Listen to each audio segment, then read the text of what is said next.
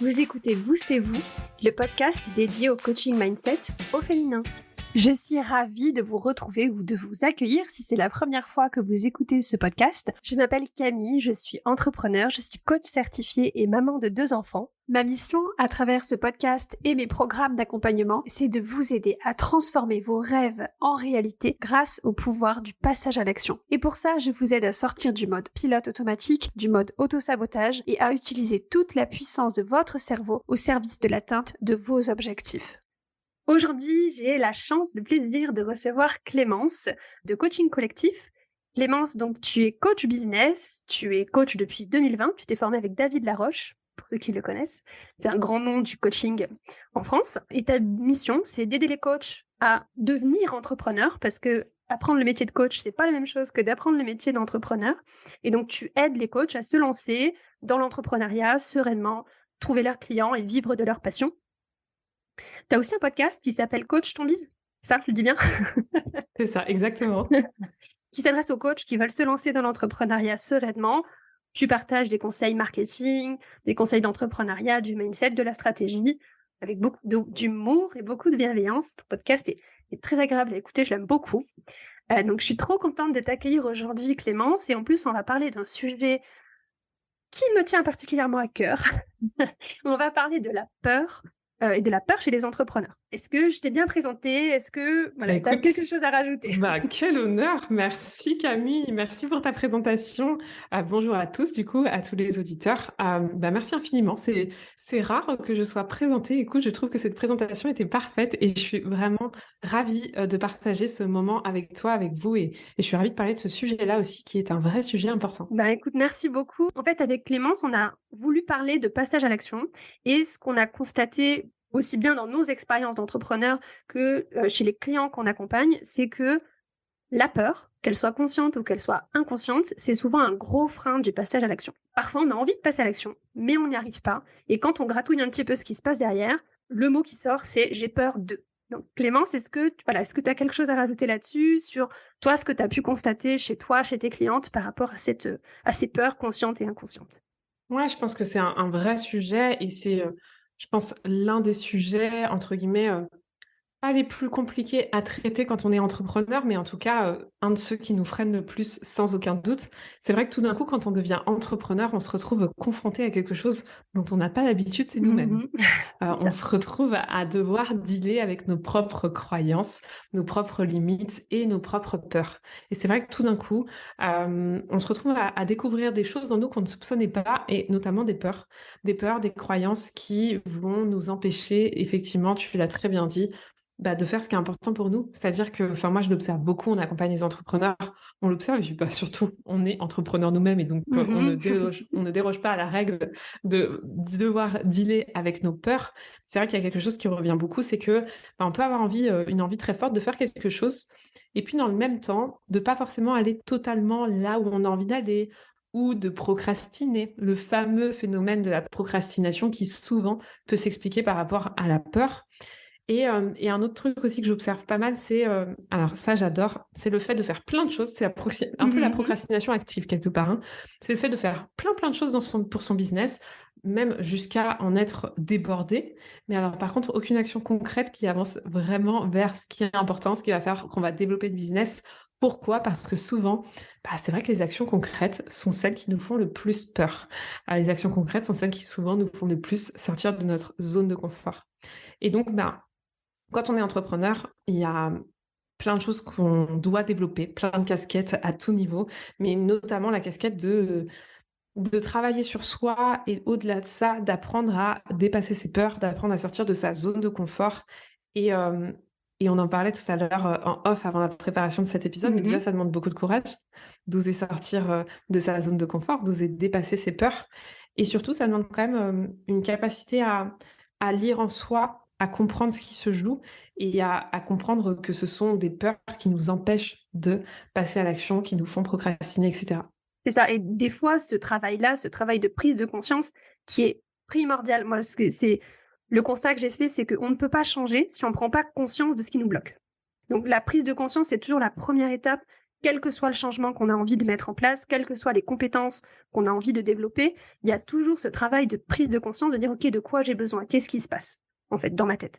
Et souvent, ce travail de prise de conscience, seul, il est vraiment pas facile. Donc, c'est pour ça que c'est intéressant d'avoir des gens autour de nous qui vont pouvoir, parfois, voilà, juste avec une conversation avec quelqu'un, avec une copine, avec un ami, avec un proche ou un coach ou un mentor, on peut débloquer, on peut identifier nos peurs inconscientes, en fait. Mais carrément, enfin, c'est un vrai sujet. Là, tu me donnes envie, on va changer complètement de sujet, mais ça me fait, penser à quel point, c'est pas facile en tant qu'entrepreneur, quand on se sent parfois un peu seul dans l'entrepreneuriat. C'est vrai que c'est une aventure où, on n'a pas forcément autour de nous des personnes pour nous comprendre et c'est vrai que c'est pas toujours évident, justement, d'avoir le recul nécessaire et l'espace nécessaire pour pouvoir échanger avec d'autres personnes sur, ben, OK, je sens qu'il y a un truc qui me bloque. Parce que c'est vrai que tu l'as dit et c'est très juste, vraiment, mais même en coaching, hein, on le partage beaucoup. On dit qu'avoir conscience de quelque chose, c'est 70% C'est du clair. travail de fait. Et je crois vraiment beaucoup à ça. C'est vrai que déjà, bah, réaliser quel est le problème quelque part et qui a un problème, c'est déjà la plus grosse étape du travail de fait et c'est souvent la plus délicate. Et c'est vrai que quand on est seul face à nous-mêmes, qu'en plus, parce que nous, on a la chance d'avoir été formés au coaching, etc. Donc, on nous a donné les outils pour être capable de s'auto-analyser, de se poser les questions par soi-même. Mais quand tu es dans l'entrepreneuriat et que tu ne viens pas du milieu du coaching ou que tu n'as pas appris à travailler sur toi, à te poser des questions, etc. Mais tout d'un coup, si effectivement, tu n'as pas un entourage, un endroit à qui demander, ça devient très compliqué d'accéder à cette première étape Mmh. qui est pourtant la base de tout, de comprendre quel est le problème, d'où vient le problème et du coup, bah, j'en profite, hyper important d'être entourée dans l'entrepreneuriat. Je pense que, voilà, big up à mes business friends s'ils passent par là, mais je pense que c'est essentiel justement pour aussi sortir de sa zone de confort, aussi dépasser ses peurs. Je trouve que c'est beaucoup plus facile quand, ne serait-ce qu'on Mmh. réalise que tout le monde a les mêmes. Pour dépasser sa peur, il faut déjà être capable d'identifier la peur. Et souvent, c'est des compétences émotionnelles qu'on nous a pas appris. Les comportements qui sont communément admis par rapport à nos émotions, c'est soit on va y réagir, soit on va les éviter, soit on va y résister.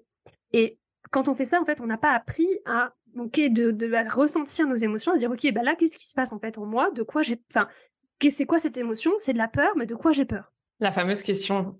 Voilà, quand on n'a pas appris à faire ça, en fait, on a juste un inconfort émotionnel et on va se détourner de cet inconfort en procrastinant, en faisant tout un tas de choses diverses et variées pour notre cerveau. Voilà, il va aller chercher du plaisir là où il a l'habitude d'aller en chercher pour nous détourner de toutes ces émotions inconfortables qu'on ne sait pas identifier.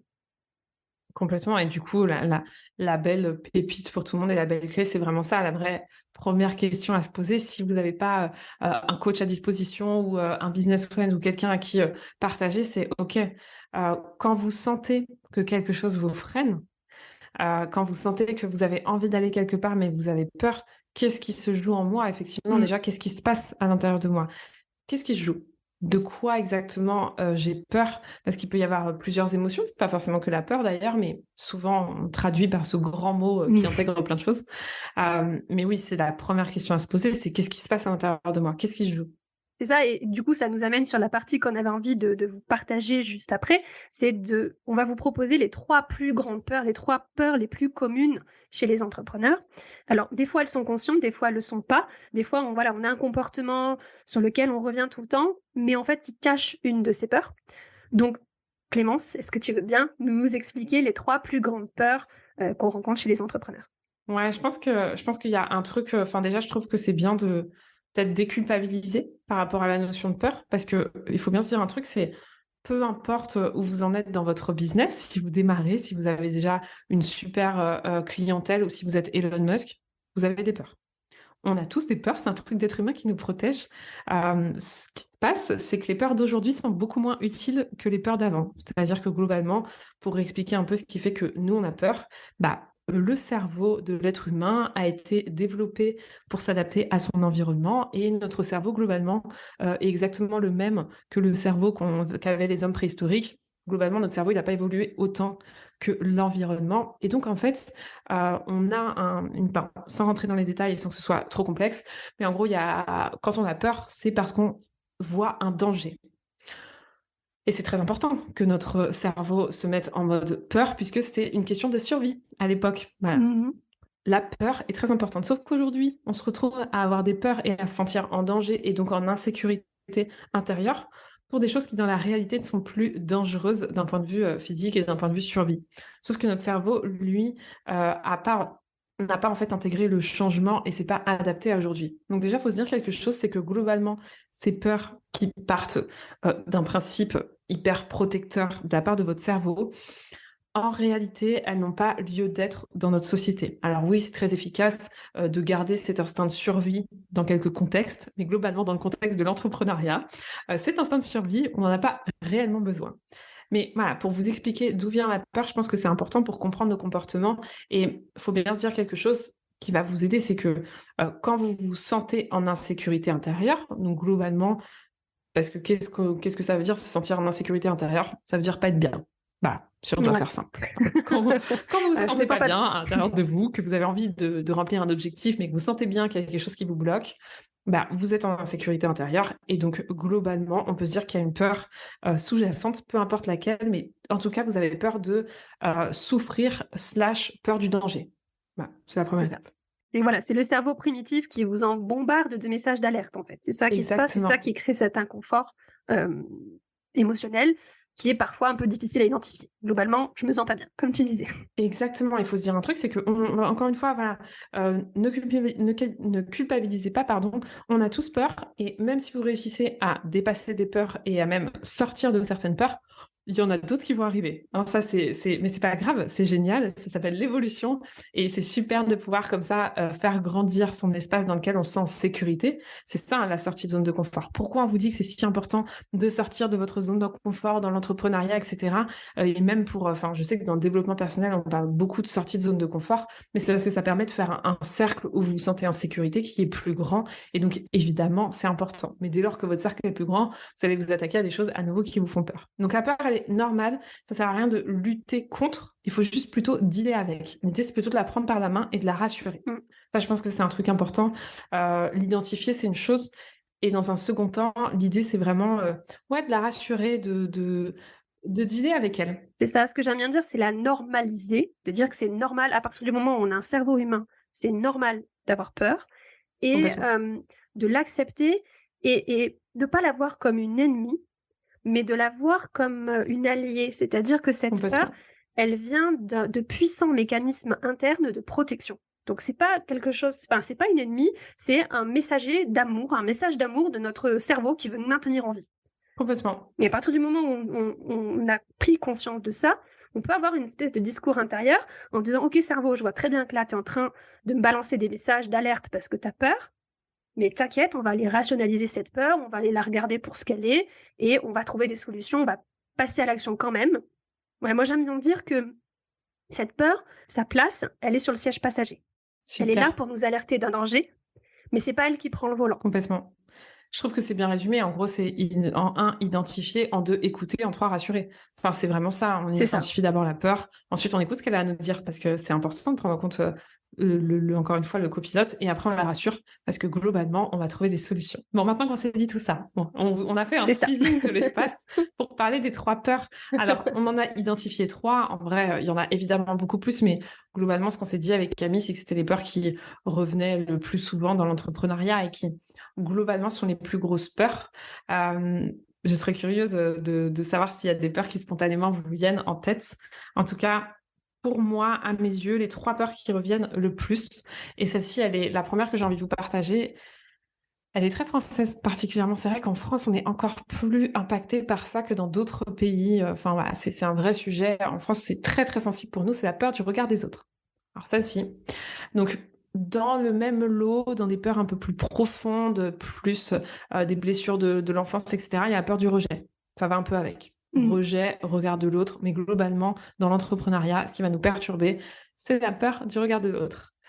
Particulièrement pour toutes les personnes qui sont plutôt dans l'entrepreneuriat en ligne. Alors là, avec les réseaux sociaux, je peux vous dire qu'on se fait plaisir. L'amygdale, il est en survie permanente de que vont penser les gens de moi. Donc c'est intéressant d'aller creuser, hein, parce que la peur du regard des autres, ça veut tout dire et rien dire. Demandez-vous, qu'est-ce qui vous fait peur exactement? Quelle serait la pire... Ça, c'est une super clé pour tout le monde par rapport à vos peurs. Ce serait quoi le pire scénario? Ce serait quoi le pire qui puisse vous arriver? Est-ce que ce serait de vous ridiculiser? Est-ce que ce serait que quelqu'un de vos proches émette une critique à votre sujet? Est-ce que ce serait qu'un inconnu le fasse? Globalement, c'est qu'est-ce qui serait le pire pour vous? Sur la notion de regard des autres, c'est de qui? Auprès Les de, autres. enfin, quel regard? Ouais, c'est qui les autres? Quel C'est qui regard les est le plus gens? J'ai important? peur que les gens me critiquent. C'est qui les gens? Complètement. Parce qu'alors, il y a des personnes qui vont être plus sensibles au regard de leurs proches, par exemple, et d'autres qui vont être plus sensibles au regard d'inconnus. Donc, il n'y a aucune règle. C'est simplement par rapport à notre propre fonctionnement, notre propre système de pensée. Mais globalement, cette peur du regard des autres, où est-ce qu'elle se joue exactement? Donc, ça, c'est la première étape, un peu l'étape de l'écouter, de la comprendre. Et après, c'est comment la rassurer, bien sûr. Et même rationnellement, vous, comment réaliser que cette peur, elle tient pas la route? Je vous partage un propre retour d'expérience par rapport à ça. Moi, ma plus grosse peur, je pense, qui m'a construit, et encore une fois, hein, les peurs, ça nous apporte plein de choses. Moi, c'est la peur du rejet. Donc, voilà, un peu regard des autres aussi, peur de ne pas être aimé. Voilà, c'était vraiment mon truc, j'ai grandi avec ça.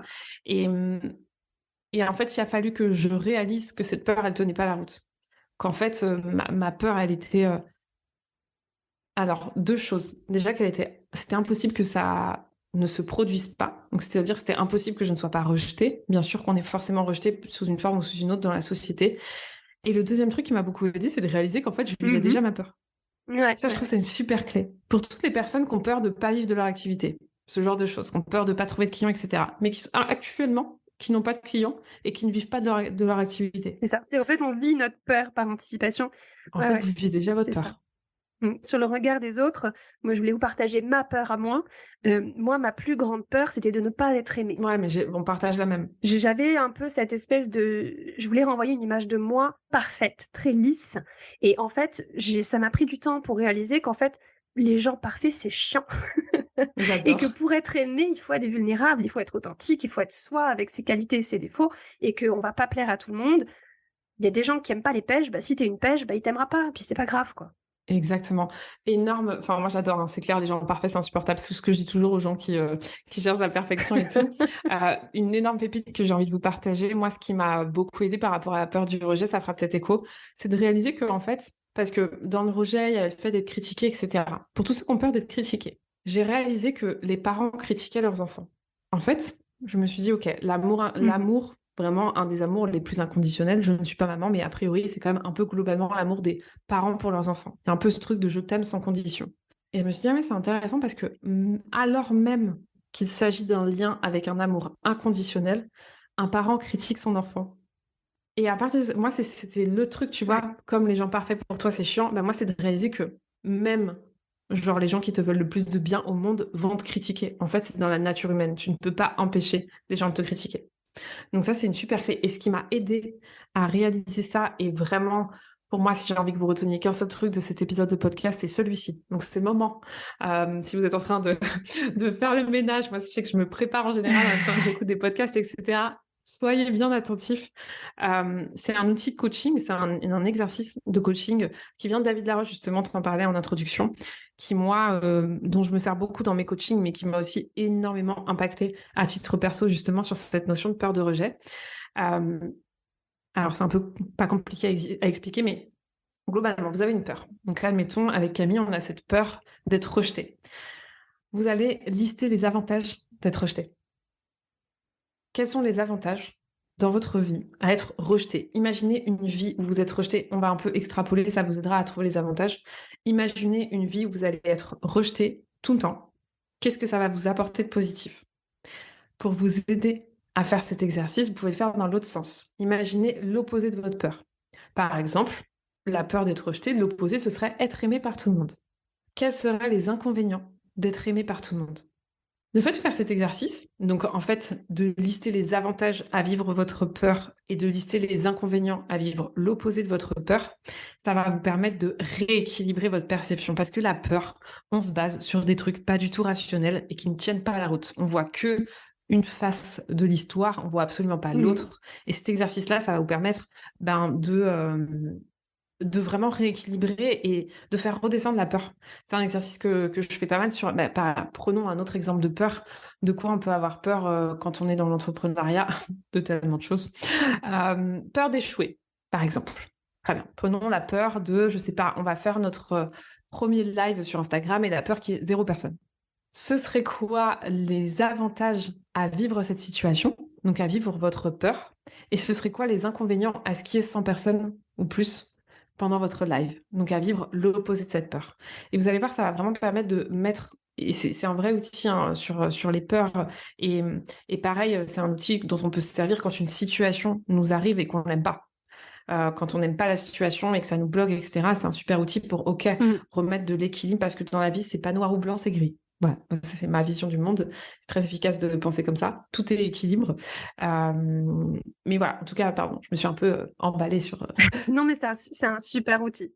Ouais, c'est vraiment un super exercice. Et pour en revenir par exemple, sur le regard des autres, c'est aussi, moi, un travail qui m'avait beaucoup aidé, c'est de dire qu'en fait, de vouloir projeter une image très lisse, très parfaite, et voilà, essayer de me faire aimer par tout le monde, en fait, j'essaye de me faire aimer par tout le monde, c'est-à-dire que j'essaye de correspondre à ce que les gens projettent de moi. Mais en fait, ils ne m'aiment pas moi, puisqu'ils ne me connaissent pas moi. Ils ne savent pas qui je suis, puisque je leur donne l'image qu'ils ont envie de voir de moi.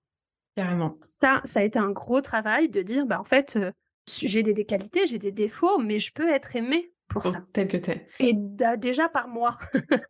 La première personne qui doit m'aimer, c'est moi. Gros sujet. J'avais fait un épisode de podcast sur le besoin de validation, parce que je pense que c'est un peu le besoin qui se cache derrière cette peur du regard des autres, c'est le besoin d'être validé. Complètement. Ouais. Reconnaissance, complètement. Et quand on est validé, en fait, ce qui se passe quand on est validé par les autres, c'est que ça nous apporte un petit shot de dopamine, donc c'est le neurotransmetteur du plaisir. Donc on me fait un compliment, je reçois de la dopamine, très bien, je viens construire ce sentiment de validation, sauf que si je ne base ma validation que sur le regard des autres, j'ai besoin d'aller chercher les compliments des autres tout le temps, pour toujours ressentir cette dopamine. Quand on est en couple, on va prendre un autre exemple que l'entrepreneuriat, quand on est en couple et qu'on base sa validation personnelle intérieure sur le regard de l'autre, on a besoin d'aller vérifier tout le temps que son opinion sur nous n'a pas changé. Est-ce que tu me trouves belle? Est-ce que tu me trouves mince? Est-ce que tu m'aimes? Est-ce que ceci? Est-ce que cela? On a besoin d'être rassuré constamment. Parce qu'on place notre réassurance à l'extérieur de nous plutôt que la placer à l'intérieur de nous.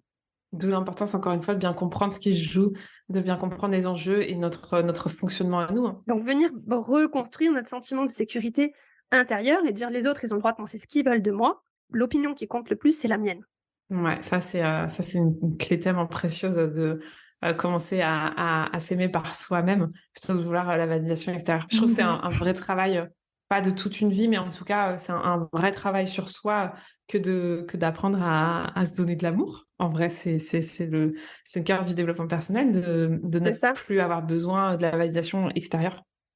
Alors, je pense qu'on ne peut pas s'en affranchir à 100% parce que on est des êtres sociaux et qu'on a besoin de l'appartenance au groupe. C'est un besoin fondamental de ce besoin d'appartenance. Donc, je pense que le besoin de validation, on s'en affranchit pas totalement, mais on peut déjà prendre conscience du mécanisme et venir remplir notre besoin de validation à un niveau minimum par validation de soi-même et rajouter du plus par validation des autres. Ouais, surtout que ça nous bloque pas. En fait, je trouve que c'est surtout ça, tu vois, tant que ça nous bloque pas et tant que ça nous empêche pas de nourrir nos valeurs et d'aller vers qui on a envie d'être. Oui, enfin, il y a des études qui sont incroyables là-dessus sur le fait que on a plus besoin de reconnaissance sociale que de nourriture et que nous, globalement, enfin, l'eau non, mais la nourriture, la reconnaissance sociale est un facteur de vie aussi important que les besoins primaires de se nourrir et boire. Donc, c'est hyper intéressant comme sujet. Le besoin de reconnaissance en fait partie. Après, c'est un mécanisme assez primitif. Il y a une certaine époque dans l'histoire de l'humanité où notre position sociale dans le groupe était la garante d'accès aux ressources, en fait. Complètement. On a toujours un petit peu ça en tête, et encore plus quand on est une femme, parce que la validation du groupe, elle a été garante de notre sécurité physique jusqu'à assez récemment dans l'histoire de l'humanité. Et c'est encore pas... Enfin, il y a encore des pays où c'est pas le cas, en fait. Quand on est une femme et qu'on n'est pas accepté socialement, dans certains pays, on est en danger. Donc, il y a tout ça aussi derrière à prendre conscience de ces mécanismes. Ils sont là, on peut apprendre à faire avec, mais prendre conscience qu'ils sont là. Complètement. Et après, pour revenir sur les peurs les plus communes dans l'entrepreneuriat, il y a évidemment la peur d'échouer, qui est une peur très, très commune. Et celle dont on parle un peu moins, mais qui pour moi est l'autre pendant et qui va avec, c'est la peur de réussir. Peur de réussir, peur de briller, un peu peur de prendre sa place. Moi, celle-ci, elle m'a beaucoup bloquée, celle-là. Mais celle-ci, elle est, on en parle presque pas assez, ou en tout cas, ouais, voilà, dans l'inconscient collectif, c'est pas assez une peur mise en avant, alors que la peur de prendre sa place, la peur de réussir, la peur de briller, elle est hyper importante. En fait, une autre clé que j'ai envie de vous partager par rapport à ça, c'est de réaliser, en fait, dans vos vies, on a déjà un peu dit tout à l'heure, mais que vous êtes déjà en train de le faire. C'est-à-dire que potentiellement, notamment sur le fait de briller, de prendre sa place, pour ceux qui ont peur de réussir, de réaliser que vous le faites déjà, vous êtes déjà en train de réussir sous plein de formes, que vous avez déjà réussi dans votre vie sous plein de formes, et que ça fonctionne quand même. Et que ce que vous avez imaginé comme peur, ça se réalise pas forcément. Donc il y a ça. Et encore une fois, un peu dans les mêmes tips. Bon, du coup, par rapport à notre plan, Camille, je triche un peu parce que je donne les ressources de la partie 3 dans la partie 2. C'est pas grave. Mais non, c'est pas grave. Vous nous en voudrez pas. Il y a vraiment ce truc aussi de réaliser ce que ça nous apporte de briller ou ce que ça nous apporte d'échouer, parce qu'on imagine que c'est que mal d'échouer ou c'est que négatif. Mais en fait, genre, on le sait aujourd'hui parce pour le coup, on est bien éduqué à l'échec, finalement, c'est cool. Mais c'est vrai que ça apporte quand même énormément de choses. Et pareil, il y a un peu un truc entre le conscientiser et le vivre. Mais moi, je sais que la première fois que j'ai vraiment, en tout cas dans l'entrepreneuriat, vécu l'échec, j'ai réalisé à quel point, ah oui, en fait, l'échec, ça nourrit beaucoup plus que la réussite. En tout cas, à titre perso, en fait, j'ai beaucoup plus appris dans l'échec que dans la réussite sur un même sujet. Je pense au lancement de la CC School, où il y a une fois où je l'ai vu comme un échec et une fois où je l'ai vu comme une réussite. En fait, ça a été beaucoup plus formateur, ça m'a beaucoup plus appris, ça m'a beaucoup plus fait grandir, ça m'a apporté beaucoup plus de clés dans l'échec. Donc, ça faisait peur, mais en fait, si c'était à refaire, j'aurais envie de le revivre parce que ça m'a énormément nourri pour la suite. C'est ça, je pense que l'échec, c'est un accélérateur de croissance personnelle.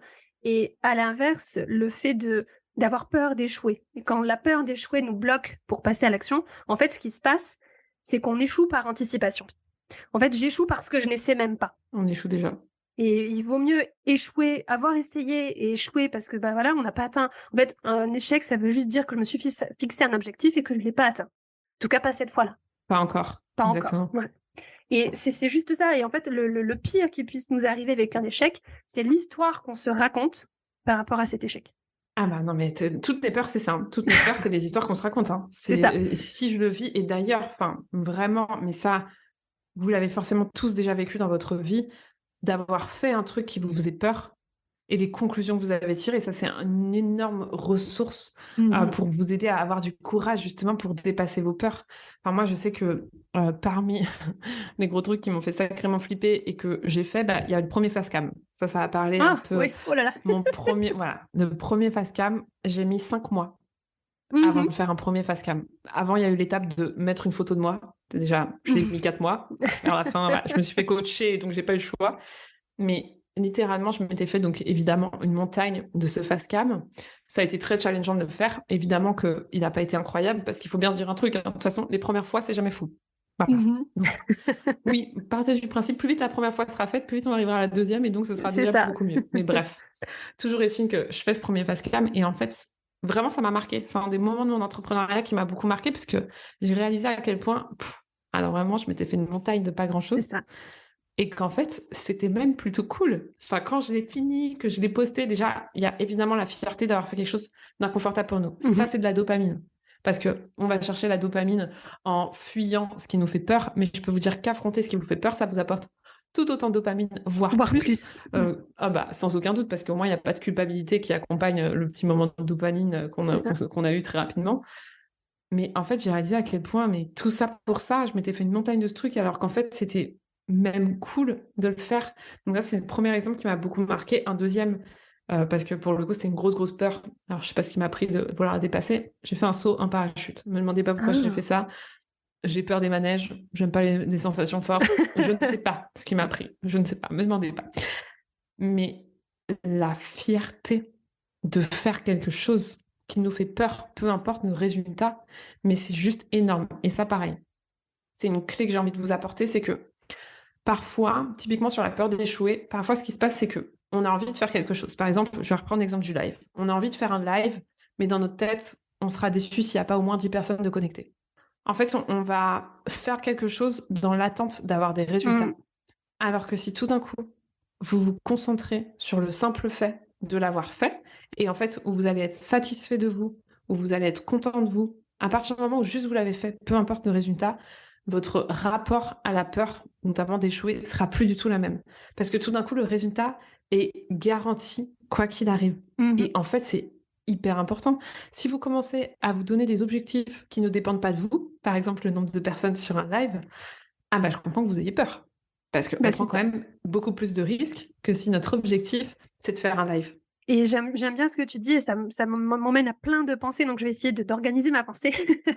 La première chose qui me vient, c'est de faire preuve de courage pour dépasser ses peurs et c'est intéressant que tu parles du saut en parachute parce que justement, j'ai lu une étude qui a été menée par des psychologues sur les parachutistes et qui disait que le premier saut, l'émotion principale, c'était la peur.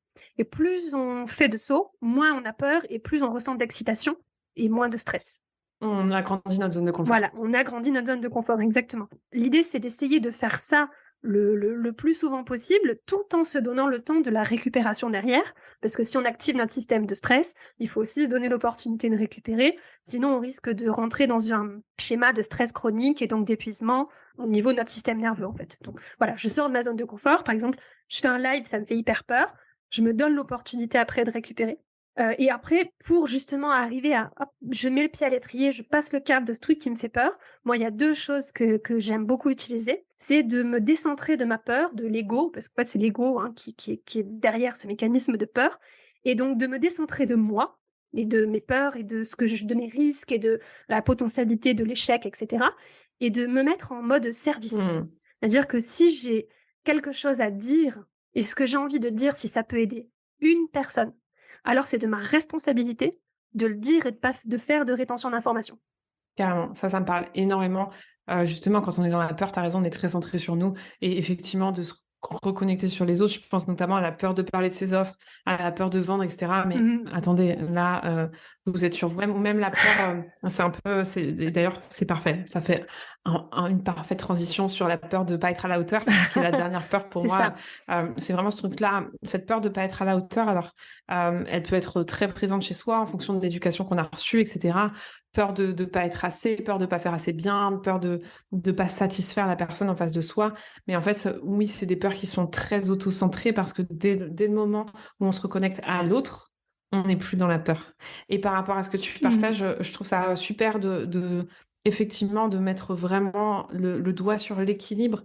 Elle fait aussi de se préserver, de s'encourager, de se féliciter pour ces sorties de zone de confort et pas être dans dans une forme de pression envers soi-même, dans une forme de tu dois toujours être. Enfin voilà, tout à l'heure on parlait d'amour de soi, de s'estimer. Enfin, pour moi, c'est essentiel de se donner de l'amour. Et je vous parle en connaissance de cause, il y a 1 an et demi, j'étais le genre de nana qui était en mode. Je vais dépasser une peur. Ok, mais maintenant il y a un nouvel objectif et il en faut une encore plus grande et je prends pas le temps de me féliciter, de me récompenser, d'apprécier en fait ce que je suis capable en tant d'être humain de faire. C'est pas rien de dépasser sa peur. Donc c'est super important, je trouve effectivement, d'avoir cet équilibre de bienveillance envers soi-même et de challenge envers soi. Et de surtout pas être tout le temps dans le challenge parce qu'en fait sinon on fait tout ça pour son épanouissement en fait. Donc le risque c'est de passer à côté de ça. C'est ça, tu vois, si on reprend l'exemple du saut en parachute, si tu fais un saut en parachute, tu vas te donner l'opportunité de célébrer, d'être fier de toi et de donner à ton corps le temps de récupérer, de laisser l'adrénaline, etc., se calmer. Tu vas pas faire un saut en parachute pour tout de suite après faire un saut à l'élastique. Complètement.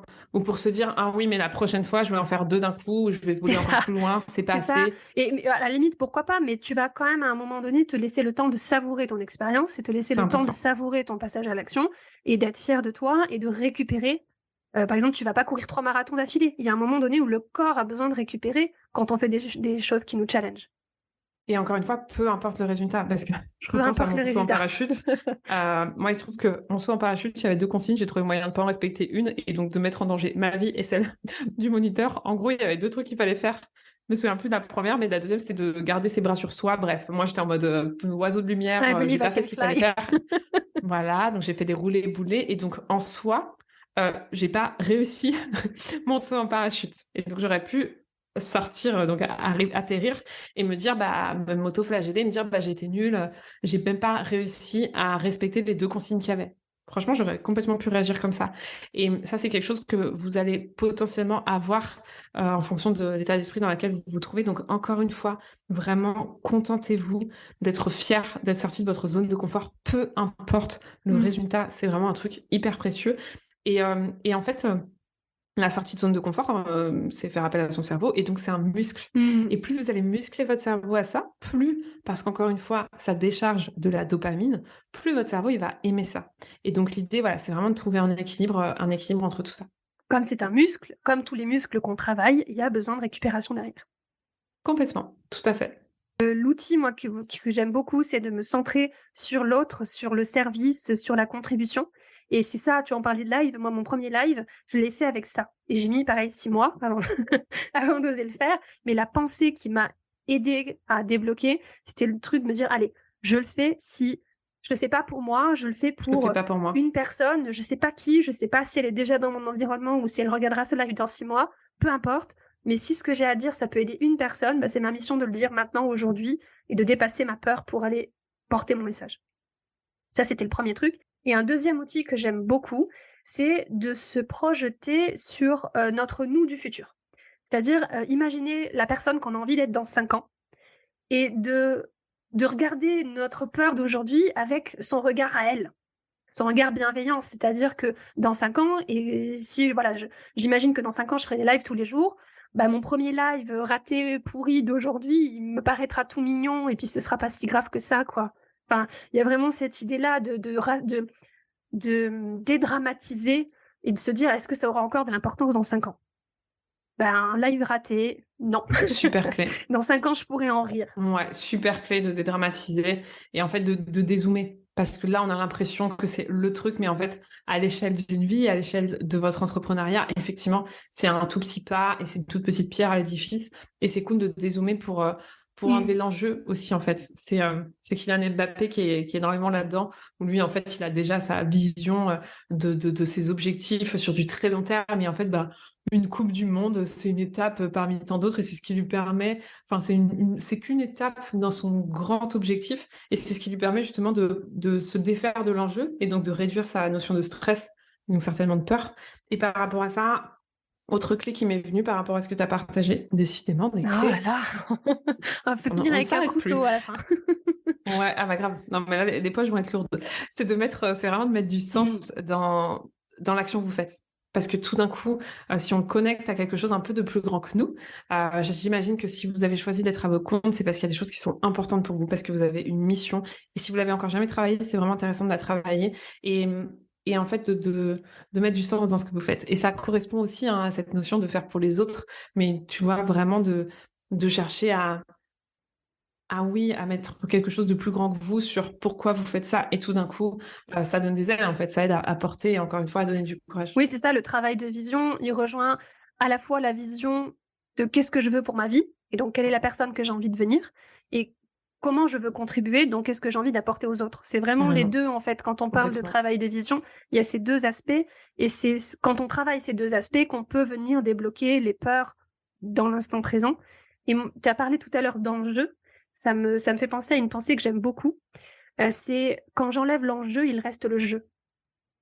Donc comment je peux rendre les choses légères, comment je peux m'amuser, comment je peux essayer de faire de la place au fun et à l'amusement quand j'ai un truc qui me fait peur. Par exemple, s'exposer sur les réseaux sociaux, comment je peux rendre ça amusant, comment je peux juste me challenger et m'amuser sans en faire toute une montagne. Et au pire, si mon live il est nul, je le supprime et puis voilà, enfin c'est pas très grave. Et comment je peux en rire et comment je peux rire de mes échecs et dédramatiser. Moi, je vais vous partager un exemple de quelque chose qui, sur le moment, ça a été difficile, ça a été un échec. La première masterclass que j'ai animée, j'avais une dizaine de personnes qui s'étaient inscrites, il n'y a personne qui est venu. Donc, quand tu te retrouves sur Zoom toute seule pour animer ta masterclass, je vais te dire que là, j'avais deux options. Je me suis dit, soit j'annule tout, puis je vais me rouler en boule sous ma couette en mangeant du chocolat, ce que j'ai failli faire, soit j'enregistre ma masterclass comme j'avais prévu de le faire, j'envoie le replay comme j'avais prévu de le faire, j'anime mon truc comme s'il y avait des gens qui étaient là et qui me posaient des questions, et j'envoie le replay, puis on verra bien ce qui se passera, mais au moins je l'aurais fait. au moins je serai allée au bout du truc. Donc, si j'en parle aujourd'hui, c'est que j'ai choisi la deuxième option. Bravo. J'ai fait animer ma masterclass. Franchement, j'avais l'impression d'être schizophrène. Je faisais des questions, des réponses et tout. Et j'ai envoyé le replay et il y a 2 personnes derrière qui m'ont contactée et une qui est devenue ma première cliente. Trop bien, bravo, jolie histoire. Ça aurait pu être un échec. La seule différence entre est-ce que c'est un échec ou pas, c'est l'histoire que je me raconte à propos de ce truc-là, à propos de ce qui m'est arrivé. Et voilà, j'aurais pu me dire c'est naze, j'y arriverai jamais, ça marchera jamais, claquer mon PC, aller faire autre chose. Mais là, sur le coup, je me dis non, tu vas au bout de ton truc, tu passes à l'action. Ok, t'as peur, ok, c'est pas cool, là, t'as des émotions qui sont pas sympas, mais tu le fais quand même, tu vas au bout. C'est un bel exemple. Avec ce truc de je me concentre. Si le replay, il peut aider une personne, alors il faut que je le fasse. Mais carrément. Mais c'est important de garder ça en tête et c'est un joli exemple de comment, au final, quand on décide de transformer et de dépasser sa peur quelque part, il y a toujours, enfin, et je pense qu'on peut conclure là-dessus, il y a cette citation qui n'existe pas ou j'en sais rien, mais à une époque, je faisais que des citations sur mon compte Instagram et donc j'inventais des petites citations. Et celle-ci, enfin, en tout cas, pour moi, elle est importante. C'est que pour moi, en fait, derrière la peur, c'est forcément quelque chose de chouette. C'est pas possible qu'en dépassant notre peur, on n'y trouve pas quelque chose de positif. Du simple fait qu'on ait réussi à la dépasser et donc tout ce qu'on aime quelque part se trouve de l'autre côté de notre peur. Et tu parlais tout à l'heure, et je conclurai là-dessus, mais tu parlais tout à l'heure de la peur comme copilote, mais en général, si vous avez peur, foncez. La peur, c'est un super indicateur que c'est là où vous devez aller. Hein. C'est vrai qu'on n'en a pas parlé de ça, mais si tu as peur, c'est que potentiellement, c'est là où il faut y aller. Et c'est un super indicateur que c'est là où se trouve votre chemin. C'est ça, et c'est une question que ma coach de l'époque m'avait posée. Quand j'étais vraiment dans la confusion, j'avais 1 milliard de choses que j'avais envie de tester, de mettre en place, etc. Elle m'avait posé cette question, qu'est-ce qui te fait le plus peur? À l'époque, c'était justement d'animer cette fameuse masterclass. Et ben, je me suis dit, c'est ça qu'il faut que je fasse. C'est ça qui va le potentiel de croissance le plus important, il est derrière ce qui me fait le plus peur. Sans aucun doute. Donc, faites ce qui vous fait peur. Exactement, c'est la conclusion. Ce sera la conclusion. Peur, mais c'est vraiment ça, vraiment. Hein. Enfin, moi, je le pense sincèrement. C'est génial d'avoir peur. C'est un très bon signal. C'est ça, et en fait, c'est vraiment cette idée de normaliser la peur, normaliser l'inconfort, et d'aller la rechercher. En fait, plus on va la ressentir, plus on va se rendre compte qu'en fait, c'est pas, c'est inconfortable, mais c'est pas douloureux et qu'on va pas mourir. Que le pire qui puisse nous arriver, c'est une émotion et qu'on est capable de traverser Exactement. cette émotion. Oh oui. Tant qu'on a des émotions, c'est qu'on est vivant, donc tout va bien, en fait. C'est vraiment ce qu'il veut dire, et d'arriver à un stade où on va aller rechercher la peur. Parce qu'on sait que c'est là qu'il y a notre potentiel de croissance. C'est quand je fais un truc qui me donne presque envie de vomir que je suis exactement au bon endroit pour mon business. Mais c'est sûr, vraiment. Enfin, j'y crois profondément hein, pour l'avoir expérimenté, pour le voir avec mes clients, c'est certain. Et c'est encore une fois un super indicateur. Et bah magnifique. Hein. Bon bah conclusion, c'est bien d'avoir peur quoi. C'est une bonne chose d'avoir peur. C'est bien d'avoir peur. Miser sur le courage en fait pour dépasser la peur. Et je fais une petite aparté, mais je trouve ça toujours hyper intéressant. N'hésitez pas à nous partager, du coup, peut-être, alors pas forcément en commentaire de ce podcast, mais peut-être à venir nous écrire sur Instagram, sur nos comptes respectifs, sur pour vous, quelle est la pépite par rapport à tout ce qu'on a dit et quelle est la clé qui est la plus importante pour vous à entendre et à expérimenter dans votre vie aujourd'hui. Enfin, je serais hyper curieuse d'avoir ce retour-là de votre part sur qu'est-ce qui a résonné un peu plus que le reste pour vous et où vous vous dites, OK, ça, c'est vrai que ça me parle et j'ai envie de l'implémenter, de le garder en tête, etc. C'est ça, et voilà, de se poser la question. Et je pense que quand on consomme un contenu, quel qu'il soit, toujours se dire avec quoi je repars. Qu'est-ce qu'on retient, quoi. Avec quoi je repars. Exactement, mais c'était un peu ma question. Voilà. Avec quoi je repars de cet épisode et qu'est-ce que j'ai envie de tester, d'expérimenter, d'itérer. Super. Et Clémence, si on veut travailler avec toi, où est-ce qu'on te trouve? Qu'est-ce que tu proposes? La CC School, la CC Family, est-ce que tu peux nous en parler un petit peu plus? Avec plaisir. Bon, pour me retrouver, le plus simple, c'est Instagram. C'est là où je suis la plus présente. Donc, sur mon compte Coaching Collectif, tu l'as très bien dit. On me retrouve également sur le podcast Coach ton Biz, sur mon site internet. Mais franchement, moi, j'adore papoter avec les gens. Donc, si vous voulez qu'on papote ensemble, c'est plutôt sur Insta que ça se passe. Et sinon, comme tu l'as expliqué, moi, j'accompagne les coachs sur du mindset, justement, un peu comme on l'a fait sur cet épisode de podcast, et sur la stratégie autour de 2 accompagnements, mes 2 accompagnements de cœur. D'un côté, la CC School, qui est un programme de 3 mois très complet, où je t'aide vraiment à te lancer de A à Z, qui est un programme de groupe comme son nom l'indique, donc du groupe et de l'individuel. Mais si je m'appelle coaching collectif, c'est pas par hasard, c'est parce que je suis très très sensible à la puissance du collectif. Et donc voilà, il y a cette CC School qui te permet vraiment de lancer ton activité de A à Z. Je fais aussi de l'individuel, bien sûr. Et puis il y a la CC Family, qui est une communauté. Alors de coach, mais pas seulement. J'ai quelques entrepreneurs aussi qui ont l'intention de développer leur activité, de se sentir plus seul, de se sentir enfin entouré. Et en fait, toutes les semaines, je les accompagne sur du coaching, mindset, business, de l'organisation, du soutien pour plus se sentir seul dans l'entrepreneuriat et enfin avancer vers ses objectifs et développer son activité pour vivre de sa passion, qui est un peu l'objectif global derrière tout ça. Cool. Si vous avez des questions, n'hésitez pas à me les partager en message privé sur Insta. Mais de toute façon, je mettrai tous les liens pour te retrouver, Clémence, en description de cet épisode de podcast. Et ton compte Super. Instagram, c'est Coaching Collectif, c'est ça? Coaching. Exactement. Ouais, coaching collectif, tout attaché. Tout attaché. Parfait. Ça marche. Écoute, je te remercie pour ta participation à cet épisode. On a abordé beaucoup de choses. On vous a donné beaucoup de clés. Vous allez partir avec un gros trousseau. Mais j'espère que voilà, vous essaierez de vous dire, ok, c'est cette clé que j'ai envie de tester pour l'instant. Et puis quand je l'aurai testée et appliquée et mise en place, j'en testerai une autre. Mais de pas se submerger avec 50 outils parce qu'on n'arrivera pas à tout mettre en place, ça fait trop pour le cerveau. Complètement. Donc, un truc à la fois, je teste un truc à la fois. Et quand c'est acquis ou pas, parce que des fois, il y a des outils qui ne nous parlent pas, j'en teste un autre. Carrément. En tout cas, merci infiniment Camille pour ton invitation. C'était un plaisir de partager cet échange avec toi et puis au plaisir de continuer à faire des choses ensemble. Et je vous dis à tous à très vite. Avec grand plaisir. Merci. À très bientôt. Merci. Si vous avez tendance à procrastiner, si vous avez du mal à avancer vers l'atteinte des objectifs qui vous tiennent à cœur, si vous ne voyez pas de résultats concrets à la fin de vos journées, alors j'ai quelque chose pour vous.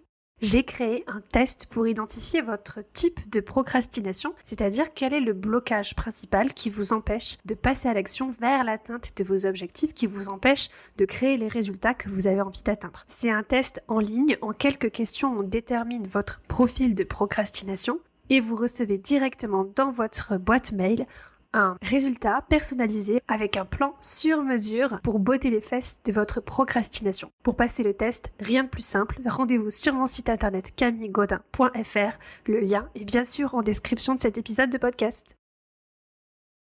Si vous aimez ce que vous entendez sur ce podcast, vous allez adorer l'approche du coaching Boostez-vous.